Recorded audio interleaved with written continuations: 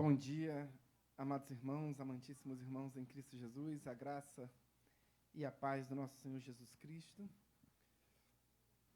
Retornamos à nossa Escola Bíblica Dominical.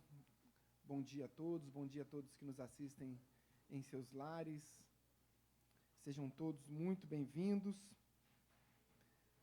Retornamos ao nosso curso, que em verdade se inicia hoje. Na semana passada nós não tivemos transmissão, e nós tivemos na aula passada, para quem está em casa, uma aula inaugural sobre a história da igreja. Então, a partir de hoje, nós iniciaremos um curso na Escola Bíblica que se estenderá por longo tempo acerca da história da igreja à luz dos escritos apostólicos. E a gente precisa entender quando se inicia, então, o período apostólico, quando se inicia a igreja, quem funda a igreja, de que forma a igreja se inicia, aonde, qual é o local do seu fundamento, enfim. E aí adentramos especificamente a história da igreja, e creio que certamente será muito rico para a igreja, para todos nós que aqui estamos, para aqueles que aqui nos assistem em casa, porque nós, como igreja, temos essa responsabilidade de conhecer não um pouco mais, não apenas um pouco mais da nossa história, do nosso passado, mas acerca do nosso futuro, acerca das nossas responsabilidades. Nós vamos falar hoje sobre o episódio fulcral que dá início à missão da igreja, que foi o que aconteceu lá em Jerusalém, mais especificamente no cenáculo, no batismo com o Espírito Santo, em Atos 2, todos nós conhecemos. O que foi o batismo com o Espírito Santo? Foi o derramamento de poder sobre a igreja. Quando Jesus diz, nas últimas palavras que Jesus se dirige aos seus discípulos, Lucas capítulo 24, ele diz, olha, não saiais da cidade até que do alto sejais revestidos de poder. Então, essas foram as últimas palavras de Cristo. Depois disso, ele foi assunto aos céus, no Monte das Oliveiras. Então, o que foi o batismo com o Espírito Santo? Revestimento de poder. Mas o batismo com o Espírito Santo é falar em línguas, o batismo com o Espírito Santo é isso. Muitas consequências são dadas ao batismo com o Espírito Santo, mas o batismo com o Espírito Santo é especificamente o revestimento de poder. O batismo com o Espírito Santo, ele ou ele se confunde com o preenchimento da sua vida pelo Espírito Santo? Não. São coisas absolutamente distintas. Nós vamos falar sobre isso hoje. Mas vamos orar para dar início ao nosso curso, à nossa aula na Escola Bíblica Dominical. Feche seus olhos. Oremos ao Senhor. Pai amado, Pai bendito, graças te damos porque o Senhor nos conduziu a este lugar. A nossa oração é destinada a um Deus que é santo, Pai. Tu és o santo dos santos, Deus. A nossa oração é mediada pelo Teu Filho Santo, é conduzida pelo Teu Espírito Santo. Então, Deus, traz santidade a este lugar, Deus. Afasta tudo aquilo que não pertence a Ti, tudo aquilo que não faz parte do Teu reino, afasta de nós, afasta de nossas vidas, afasta deste lugar, Deus. Nos conduz e nos leva cativo a Ti e a Tua palavra, Deus. Permita que através da aula de hoje, através dessa escola bíblica dominical, nós possamos crescer em Ti, crescer no conhecimento de Ti, Pai. Então, Deus, abençoa as nossas vidas, abençoa aqueles que aqui estão, abençoa aqueles que estão em seus lares, participando desse curso, deste ensino, deste culto a Ti, Pai. Graças Te damos por isso, oramos todos em nome de Jesus. Amém. E amém. Quando que se inicia a igreja? Através de quem se inicia a igreja? Muitos têm dito, e é um costume romanista, afirmar que Pedro foi o primeiro papa e que, portanto, a igreja foi fundada por Pedro, pelo primeiro papa. E é um costume deveras equivocado, falacioso, Porque o fundador da igreja, o autor da igreja, é o Senhor Jesus Cristo. Cristo funda a igreja. E ele diz, essa é a minha igreja. E ele mesmo diz, sobre esta pedra fundarei a minha igreja. Então, quem funda a igreja? Cristo. É evidente que a figura de Pedro, a figura dos apóstolos contemporâneos de Cristo era singularmente importante para o avanço da igreja. Cristo deixou sobre eles responsabilidades. Quando nós falamos aqui, nós vamos falar mais à frente sobre o batismo do Espírito Santo. O batismo com o Espírito Santo, o que aconteceu em Atos 2, traz consigo, mais do que qualquer efeito midiático, sobrenatural, traz consigo uma responsabilidade intensa sobre a igreja. O que nós estamos fazendo quando o Espírito Santo atua em nós. O Espírito Santo é derramado sobre as nossas vidas e ponto. Cabe a nós agirmos. Deus cumpriu a sua missão. Veja, quando Jesus estava ali próximo de ser assunto, quando Jesus ele aparece, ele ressurge num corpo ressurreto a vários discípulos. Quando Jesus, a primeira vez que Jesus aparece a quem? Antes de aparecer, já se tinha a notícia, pelo conhecimento das Sacras Escrituras, que Jesus viria ressurreto no terceiro dia. Amém? O próprio Senhor Jesus Cristo havia dito isso em Mateus capítulo 24. Então, todos já esperavam, alguns já ansiavam pela volta de Cristo. Então, diz o texto sagrado que os líderes judeus, os fariseus e os líderes religiosos, como diz o texto sagrado, foram até Pilatos e disseram, olha, isso quando? No sábado. Jesus foi crucificado na sexta-feira. No sábado eles foram até Pilatos. Olha, há uma notícia de que esse Cristo, esse Galileu, ressurgirá no terceiro dia. Então é importante que a gente preserve o local do túmulo, onde ele foi sepultado, porque se os judeus roubarem o corpo desse Galileu, desse Nazareno, e disserem que ele ressuscitou, disseram eles, esse engano será ainda maior do que o primeiro. Então Pilatos permitiu que um destacamento de soldados romanos guardassem o túmulo de Jesus. Então eles ficaram, além do destacamento, eles prenderam a pedra que tampava o túmulo. Então a pedra estava lacrada quando Jesus, então, ressurgiu. E ele ressurgiu primeiramente a quem? Maria Madalena. Aquela, segundo o texto, aquela a quem Jesus expulsou os 7 demônios. Por que Jesus apareceu primeiro a Maria Madalena? Porque era mulher, sabia que ia contar para todo mundo rapidinho, o evangelho já ia ser pregado até na Índia, rapidamente. Então, depois que Jesus apareceu a Maria Madalena, ele apareceu a quem? A outras mulheres, diz o texto. Não diz quem são, mas diz a outras mulheres. Jesus disse, olha, os discípulos, os apóstolos que andaram comigo não são tão importantes agora. Agora é importante alcançar as mulheres.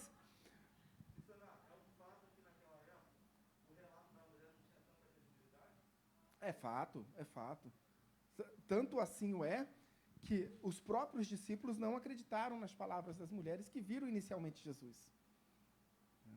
Vejam que uma das primeiras aparições de Jesus num corpo ressurreto foi a quem? A Clopas e a um companheiro de Clopas na viagem, no caminho para Emaús. A Bíblia não diz quem é esse companheiro. Há uma teoria não bíblica dizendo que Clopas teria um vínculo sanguíneo, inclusive, com Cristo, que seria tio de Jesus, enfim. Nada comprovado e também pouco importa. Mas o fato é que eles ouviram um relato das mulheres de que Jesus havia ressurreto. Foi exatamente naquele dia, no domingo. Eles estavam voltando para Emaús, para Betânia, que é o mesmo caminho. Eles estavam se dirigindo à aldeia de onde eles vieram. Porque eles não acreditaram nesse relato, muito bem colocado, Rodrigo, eles não acreditaram nesses relatos de que Jesus havia ressurgido num corpo ressurreto, que Jesus havia, de fato, publicamente vencido a morte.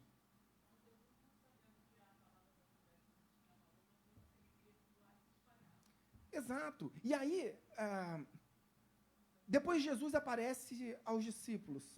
Inicialmente, o livro os evangelhos não relatam isso, mas na primeira epístola que Paulo escreve à igreja de Corinto, em 1 Coríntios capítulo 15, Paulo diz que Jesus inicialmente apareceu a Pedro, depois das mulheres. Depois das mulheres, em relação aos apóstolos, Jesus apareceu singularmente a Pedro. E depois aos demais. Mas aonde Jesus apareceu aos discípulos? Exatamente, segundo os teólogos, biblistas, exegetas, a corrente majoritária em relação à data é o dia 17 de abril do ano 29. Então, Jesus ressurgiu no dia 17 de abril no ano 29, ou seja, num domingo, e nesse mesmo dia, Jesus apareceu a Maria Madalena, depois as Marias, depois a Clopas, depois aos discípulos. Neste domingo que Jesus apareceu aos discípulos aonde? Aonde a igreja se reunia? No cenáculo. O cenáculo é algo incrível. Eu tive a oportunidade de estar ali algumas vezes. É algo absolutamente impactante estar no cenáculo. E a Bíblia diz que naquele momento se reuniram ali 120 pessoas. 120 pessoas estavam no cenáculo. Primeiramente, Jesus apareceu aos apóstolos, aos discípulos, aqueles que estavam mais próximos. Depois, a essas 120 pessoas. Dessas 120 pessoas, isso no dia 17 de abril. No domingo seguinte, no dia 24, porque nesse dia 17, um dos discípulos não estava. Quem era o discípulo que não estava no dia 17? Tomé. Qual era o discípulo que tinha um irmão gêmeo? Tomé. Qual era o nome do irmão gêmeo de Tomé? A Bíblia não diz. Mas diz que Tomé era chamado de Dídimo, que significa gêmeo. Portanto, Tomé... Qual era o Tomé? Eram muitos Tomés. Não, qual era o Tomé? O Dídimo. O gêmeo. Era uma forma de identificar qual Tomé era. Então, Tomé, Dídimo, Tomé, gêmeo, não estava nesse primeiro domingo. E as pessoas contaram para ele, eu falei assim, não. Eu preciso ver para crer, eu preciso tocar em suas feridas. Então, diz o texto sagrado que no domingo seguinte, ou seja, portanto, no domingo, dia 24 de abril do ano 29, Jesus volta a aparecer novamente no cenáculo com as mesmas 120 pessoas ali. Enfim, não dá para afirmar que exatamente tinham 120 pessoas e tal. Estavam ali os discípulos. A gente tem a afirmação bíblica que quando Jesus aparece, porque era o círculo mais próximo de discípulos, quando Jesus aparece e quando tem o derramamento do Espírito Santo, na última vez que Jesus aparece, tinham 120 pessoas, depois do derramamento do Espírito Santo, se calcula mais ou menos que tinha essas pessoas dentro do cenáculo. Por que 120 pessoas? Também porque era o limite máximo de pessoas cabendo naquele espaço. O cenáculo é um lugar que é mais ou menos um pouco maior do que essa igreja. Acho que talvez uma vez e meia o santuário dessa igreja, só a parte de baixo aqui, o cenáculo.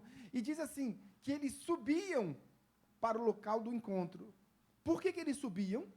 Porque o cenáculo ficava no segundo andar. Muitas pessoas diziam que, talvez, muitos teólogos hoje afirmam que aquele lugar era a casa de Maria, mãe de João Marcos, mãe de Marcos.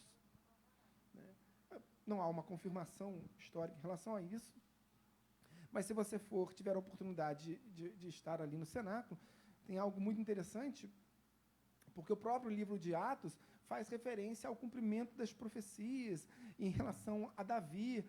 Davi se prefigurava Cristo, e Davi está enterrado, sepultado exatamente aonde? Embaixo do cenáculo. Davi está sepultado na casa, embaixo, o seu corpo está ali, os seus restos mortais estão ali, e em cima o cenáculo. Ou seja, uma representação forte da antiga aliança no andar de baixo e no andar de cima, o grande salão do cenáculo, que é um ponto muito representativo para a igreja. Pois bem, vamos falar um pouco da história do surgimento da igreja. Jesus estava caminhando com seus discípulos próximo de Cesareia de Filipe, bem no norte do estado de Israel, próximo à divisa ali é uma tríplice fronteira, próximo com a Jordânia do lado direito, um pouco mais distante, mas logo acima tem Síria de um lado e Líbano do outro. Então, ali tinha o templo de uma divindade chamada Pan, uma divindade muito conhecida. Veja, o Estado de Israel, naquele tempo, no tempo de Cristo, não era composto por uma maioria absoluta de judeus. Estudiosos afirmam que havia mais ou menos uma divisão de 50% de judeus no Estado de Israel. Outros eram de professavam outras religiões e outra fé.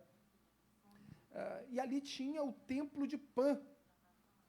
Então, quando Jesus dizia, o templo de Pan era esculpido na rocha, e aquela entrada do templo de Pan era chamado de portas do inferno, portão do inferno, entrada do inferno, pelos próprios adoradores de Pan também. Não era algo, enfim, era algo cultuado ali dessa forma. Jesus então diz, caminhando com os discípulos, esse diálogo se inicia pelo próprio Senhor Jesus Cristo, e ele diz então, quem as pessoas dizem que eu sou? O que as pessoas falam de mim? E aí os discípulos dizem, olha, Senhor, as pessoas dizem que tu és Jeremias, ou Elias, a reencarnação de Elias. Eu disse aqui na aula passada que os judeus aguardam a vinda de Elias, porque há uma profecia bíblica de Malaquias capítulo 4, versos 5 e 6, que Elias virá para converter o coração dos pais aos filhos, dos filhos aos pais. Então, os judeus tomam essa profecia, nós sabemos que essa profecia se cumpriu com João Batista, mas os judeus tomam essa profecia, os judeus não messiânicos, os judeus que não acreditam em Cristo como Messias, tomam essa profecia para afirmar que antes da vinda do Messias virá Elias. Então, que Elias virá e anunciará a vinda do Messias. Para isso, portanto, é necessário que os judeus tenham ali um sumo sacerdote organizado, portanto, o sinédrio judaico foi restaurado, salvo o melhor juízo, em 2004, justamente pensando que o sumo sacerdote precisa estar nomeado para que então Elias volte e anuncie ao sumo sacerdote que o Messias virá. Portanto, todas as grandes sinagogas centrais têm lá uma cadeira separada para Elias. Todas elas têm lá, simbolicamente, um ponto mais importante da sinagoga, depois do púlpito central, as sinagogas são em forma de arena, e ali, do lado do púlpito central, tem uma cadeira belíssima, que é a cadeira de Elias, separada para Elias. Pergunta, Rodrigo.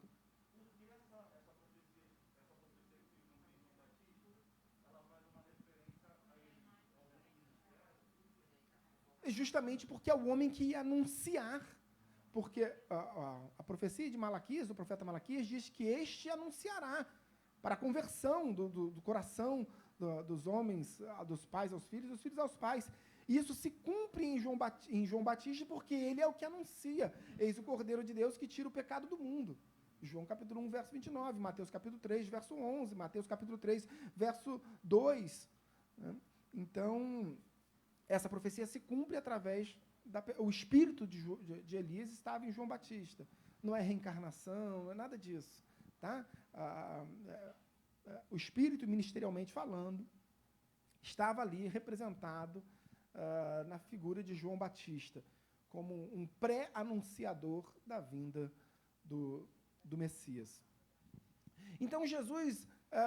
solta o primeiro slide para mim, Aninha, por gentileza.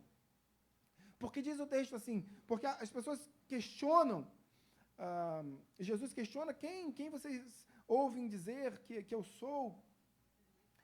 E aí Jesus questionou, mas tudo bem, eles dizem que eu sou Elias, Jeremias ou algum dos outros profetas, mas e vós? Quem dizeis que eu sou? E aí Pedro diz, Senhor, tu és o Cristo, o Filho do Deus vivo. E aí diz assim o texto, Mateus capítulo 16, versos 17 e 18. Então Jesus lhe afirmou, bem-aventurado és, Simão Barjonas, porque não foi carne e sangue que te revelaram, mas meu Pai, que está nos céus. Também eu te digo que tu és Pedro, que tu és Cefa, que tu és a pedra. E sobre esta pedra edificarei a minha igreja, e as portas do inferno, e aí eu imagino Jesus apontando para as portas do templo, que Jesus disse isso exatamente ali de frente para o templo, de Pan, onde as portas eram as portas do inferno. E aí Jesus, eu imagino Jesus apontando ou olhando discretamente, dizendo que as portas do inferno não prevalecerão contra a minha igreja. Então, algo muito significativo. Então, qual é a pedra fundamental da igreja? A pedra fundamental é Cristo. E outras pedras edificarão este templo, mas Cristo ali estava se referindo à afirmação de Pedro de que Cristo era o Messias, ele era a pedra fundamental, ele era o Filho do Deus vivo. Então Cristo disse, sob esta pedra, sob esta afirmação, edificarei a minha igreja. Ali se inicia o projeto de igreja. Por que a igreja não se inicia exatamente ali? Ali Cristo torna público o seu projeto de igreja. Mas a igreja não existia ali. Vejam, eu disse na aula passada que Cristo não apenas fundou a igreja, mas ele fundou o signo linguístico da igreja, né? Quando os discípulos ouviram ali, sobre esta pedra edificarei a minha igreja, eu imagino os discípulos olhando para o outro, o que esse cara está falando? Que palavra é essa? Igreja, eclesia, o que isso significa? Né? Sob esta pedra edificarei os chamados para fora. Era uma afirmação nova, era uma palavra nova, né? Era um conceito linguístico novo. Então, os discípulos precisavam compreender. Então, Jesus ali, a partir dali, ele torna público o seu projeto de igreja, dizendo, olha, a partir de agora, vocês têm responsabilidades, vocês têm que assumir as responsabilidades que vocês têm como igreja. Mas a igreja não se inicia ali. Por que a igreja não se inicia ali? Porque Cristo ainda estava presente, fisicamente. Cristo ainda se fazia presente ali, fisicamente. Portanto, o Espírito Santo não havia sido ainda derramado intensamente sobre a igreja. Porque a igreja age intermediada, conduzida pelo Espírito Santo de Deus. Quando você faz a sua oração é conduzida pelo Espírito Santo de Deus. Então, não existe igreja sem o mover do Espírito Santo. Não existe igreja sem o mover do Espírito Santo. Essa semana Deus falou bastante comigo em relação à situação do nosso país, a situação de minorias perseguidas em outros países, enfim, da pobreza extrema. E eu entendi que Deus não age onde há necessidade. Eu vejo por aquele paralítico no tanque de Betesda, anos paralítico, a necessidade estava ali, estampada na cara de todos, estampada na cara de Deus, a necessidade havia. Mas quando Jesus vai até aquele jovem, aquele homem, ele pergunta, o que você quer? Jesus sabia da necessidade, mas Jesus precisava da fé. Jesus precisava que aquele homem, olha, eu quero isso, eu acredito, eu quero isso. Então, a necessidade vai continuar, os pobres continuarão, as dificuldades, os desertos, nós passaremos ainda por desertos. E quando a gente vai passar por deserto, a gente vai crescer no deserto, a gente vai ter Deus vai nos sustentar. Por maior que seja o deserto, Deus vai nos sustentar. Deus não vai nos desamparar. Mas no deserto é lugar de crescimento. Agora, Deus vai agir onde há fé e não onde há necessidade. Okay? E aí, Jesus inicia o seu ministério, né, que é inicialmente pré-anunciado por João Batista. Aninha, solta para mim o slide, por favor.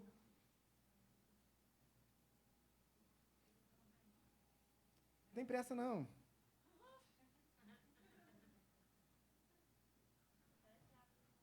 Mateus capítulo 3, verso 11, se você tiver a sua Bíblia, eu vou ler aqui. Primeiro verso 2, que João Batista diz: arrependei-vos, porque está próximo o reino dos céus. João Batista começa a anunciar que vai ter um movimento diferente, que o reino dos céus estará estabelecido. E aí, vejam, passa o próximo slide, Aninha. Verso 11, ele diz assim, João Batista, que estava batizando seus discípulos no Rio Jordão, na Val do Jordão, ele diz: eu vos batizo com água para arrependimento, mas aquele que vem depois de mim é mais poderoso do que eu, cujas sandálias não sou digno de levar. Ele vos batizará com o Espírito Santo e com fogo. E aí Jesus é preso no Getsemane, é humilhado, espancado, escarnecido. Eu falei isso na aula passada. Ele passa por a via sacra de Jesus. Ela não começa ali entrando na cidade ou saindo da cidade de Jerusalém, do pretório até o local do Gólgota. A via sacra começa no Getsemane, quando Jesus é preso, porque dali ele já começa a ser espancado até a casa de Anás, depois na casa de Caifás, depois no Sinédrio, e depois, quando raia o dia, nos primeiros raios solares, ele é levado ao pretório. Jesus é açoitado, é transpassado por uma lança, é pendurado como um maldito no madeiro. Enfim, mas quando Jesus ressurge, ele fala que tudo aquilo que ele viveu era importante. Na última vez que Jesus esteve com a igreja, ele falou assim: olha, mas tudo isso que eu passei era importante para se cumprir a lei de Moisés. Tudo que de mim aconteceu era importante para se cumprir tudo aquilo que de mim foi escrito. Para se cumprir, ele disse, a lei de Moisés, os profetas e os salmos.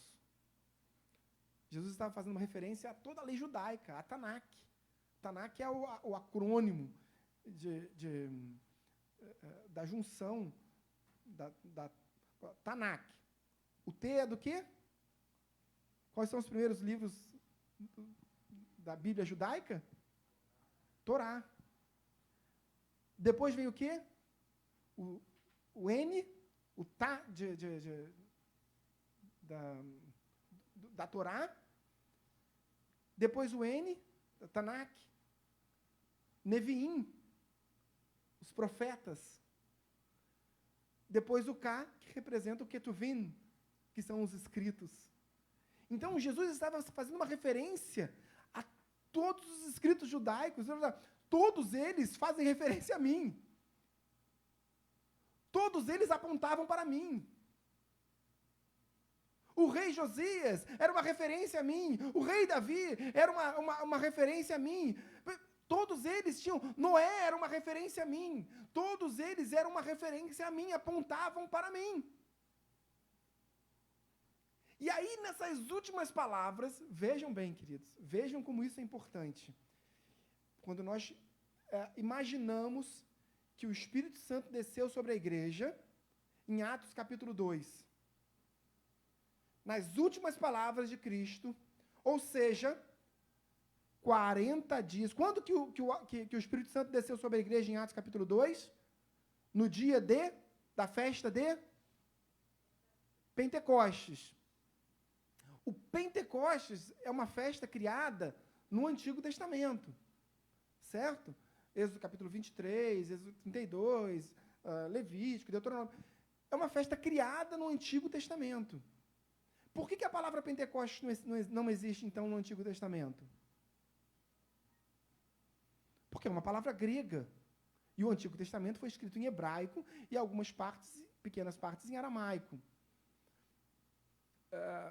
Mas a palavra grega Pentecostes significa exatamente 50º.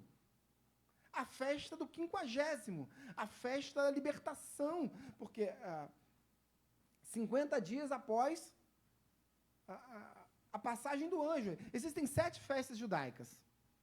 7 festas judaicas tradicionais, grandes festas tradicionais.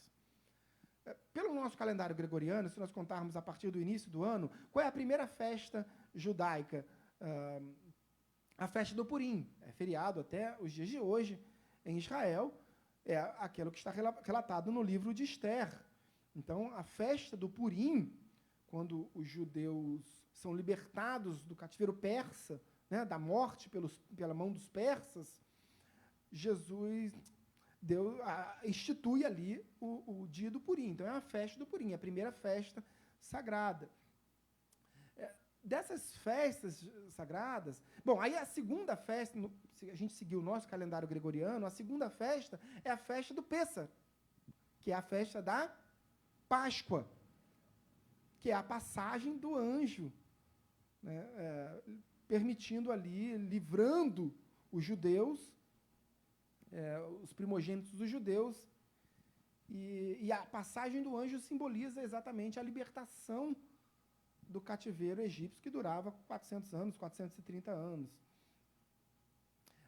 Após essa passagem do anjo, 50 dias depois, os judeus comemoram a festa da cega. O que é a festa da cega? É a festa do corte. A cega é o corte, não é exatamente a colheita de toda a plantação. É a cega, é a colheita tão somente do trigo e da cevada, que são as culturas que são colhidas através do corte. E por isso se chama festa da cega, que é uma grande festa, uma festa das primícias, é uma grande festa para Israel. Essas duas festas, existem duas festas que para Israel são muito festivas. A Páscoa é a mais importante, mas duas festas que são... posso ser repetitivo, elas são muito festivas, de muita alegria, duram 10 dias, que é a festa da cega, o Pentecostes, e a festa dos tabernáculos, que acontece em outubro. Mas, enfim, dessas 7 festas, então chega o Pentecostes. O Pentecostes é uma reunião. Os judeus saem de onde eles estiverem, em todos os lugares, eles vão para lá e se reúnem em Jerusalém. Até os dias de hoje, eles se reúnem em Jerusalém. Eles não chamam exatamente Pentecostes. Eles chamam a festa da cega. Ou, como os judeus chamam, de Shebuá. Por que Shebuá? Porque é semana em hebraico. E os judeus, o nosso decano sabe melhor do que eu sobre isso. E é a festa das semanas. Por que semanas? Porque a Bíblia fala em festa das semanas. Porque eram 7 vezes 7, 7 semanas. 48 dias. E aí se arredonda para o 50º. Então, é o 50º dia. Então, ali, quando que o Espírito Santo desceu sobre a igreja? No dia de? Não. Está vendo? É aí que está o grande mistério. Foi 10 dias antes. Mas não conta para ninguém, você que está em casa. Na verdade, o Espírito Santo não desceu sobre a igreja somente no Pentecostes. Ele desceu 10 dias antes, no 40º dia após a ressurreição. Porque diz o texto bíblico, em Lucas capítulo 24, que na última aparição de Jesus, depois disso, ele apareceu... Aliás, antes disso, ele fez lá ele participou efetivamente, ele surgiu na Galileia, ele apareceu na Galileia, fez o milagre da pesca maravilhosa. Depois ele aparece pela última vez no cenáculo, com os judeus reunidos ali no cenáculo. Então Jesus, naquele último movimento, Jesus diz, assopra sobre ele. Primeiro ele fala, paz seja convosco. A última vez que Jesus aparece num corpo ressurreto. Paz seja convosco. E aí diz o texto sagrado que Jesus sopra sobre eles e diz, recebei o Espírito Santo de Deus. Jesus diz com todas as letras, recebei o Espírito Santo de Deus. Quando que o Espírito Santo desceu sobre a igreja? Ali. Ao menos sobre aqueles que ali estavam. E é o que a gente é o que eu ia fazer hoje, mas não vai dar para fazer hoje. A gente vai fazer um pouco dessa separação do que é, de fato, o batismo com o Espírito Santo de Deus. E o conceito mais importante, a gente tem que sempre se prender ao texto bíblico, porque o conceito diz, batismo com o Espírito Santo é revestimento de poder. Por que Deus, você já está cheio do Espírito Santo de Deus. Você, como igreja, está cheio do Espírito Santo de Deus. O Espírito Santo de Deus faz de você morada. Amém? Não é isso que diz o texto sagrado? Por que o Espírito Santo quer te revestir de poder? Então, uma coisa é você é a igreja, outra coisa você passa a ter responsabilidades. Eu me recordo, para encerrar, eu me recordo da live do pastor. Tinham outros slides, né? Não vai dar tempo, me desculpa, fica para a aula que vem. Eu me recordo da live do pastor, vocês lembram daquela sequência de lives sobre dons do Espírito Santo? Acho que a primeira ou a segunda, ele falou muito sobre, foi uma aula de doutorado. Retornem a essas lives quando puderem, porque realmente o pastor nos esclarece muito sobre o que foi o batismo com o Espírito Santo ali e o que aconteceu naquele local, do derramamento dos dons do Espírito Santo ali. Enfim, tinha muita coisa interessante para falar hoje, mas a gente deixa para a aula que vem. E o objetivo do curso é trabalhar, hoje, mais uma aula inaugural, assim, a primeira aula, para demonstrar o início do surgimento da igreja, mas depois a gente vai trabalhar especificamente, passo a passo, verso a verso, como a igreja se desenvolve a partir do batismo com o Espírito Santo de Atos 2. Amém? Rodrigo. Claro, fica à vontade. O líder da igreja era Pedro ou Tiago? Veja, Tiago, ele foi ordenado posteriormente bispo da igreja de Jerusalém. Mas até aquele momento não existia a igreja instituída em Jerusalém. Tá? Mas quando a igreja, institucionalmente falando, a igreja de Jerusalém foi instituída, Tiago foi o primeiro bispo da igreja de Jerusalém. O líder ali, claro, as lideranças eram naturais de Pedro, de João, mas o primeiro bispo instituído foi Tiago, tá? Posteriormente a essa liderança, a esse período dos 12. Tanto é que o Concílio de Jerusalém é conduzido pela liderança de Tiago. Mas, enfim, tem outras coisas que envolvem a liderança de Tiago que são muito ricas, e a gente deixa para ver isso na semana que vem. Amém? Vamos orar?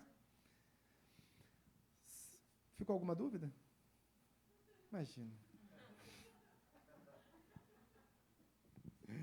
Ficou alguma dúvida, pessoal de casa? Pode mandar a pergunta para o decano Ramiro, que ele vai responder com todo carinho. O decano, vocês sabem que a origem da palavra decano era de um destacamento, um líder de um destacamento militar romano. Então,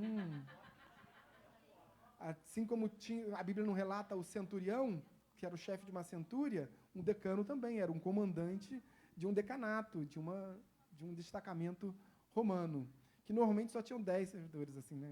Não era muita coisa, né? Oremos. Senhor, meu Deus, meu Pai, em nome de Jesus, graças te damos. Obrigado, Deus, pelo derramar do teu Santo Espírito, pelo derramar do conhecimento, pela tua palavra que foi lida e proclamada aqui, Deus. Obrigado, Deus, porque crescemos no conhecimento da tua palavra. Obrigado, Deus, pela tua presença. Obrigado, Deus, porque o Senhor tem nos conduzido a este local. Obrigado, Deus, porque o Senhor tem nos guardado desse mal, desse vírus maldito. Obrigado, Deus, porque o Senhor tem guardado os nossos irmãos que estão em seus lares, em suas casas, com todo zelo. Guarda, impõe as suas mãos sobre eles, Deus, e continua a guardar cada um dos servos dessa igreja e de toda a tua igreja estabelecida nos 4 cantos da terra. Derrama unção sobre medida hoje sobre um pastor, sobre o pastor Danon, que é um exemplo para essa igreja, um paradigma para essa igreja. Graças te damos por isso e graças te damos pela presença dele aqui. Oramos todos em nome de Jesus. Amém e amém. Deus abençoe a todos em casa.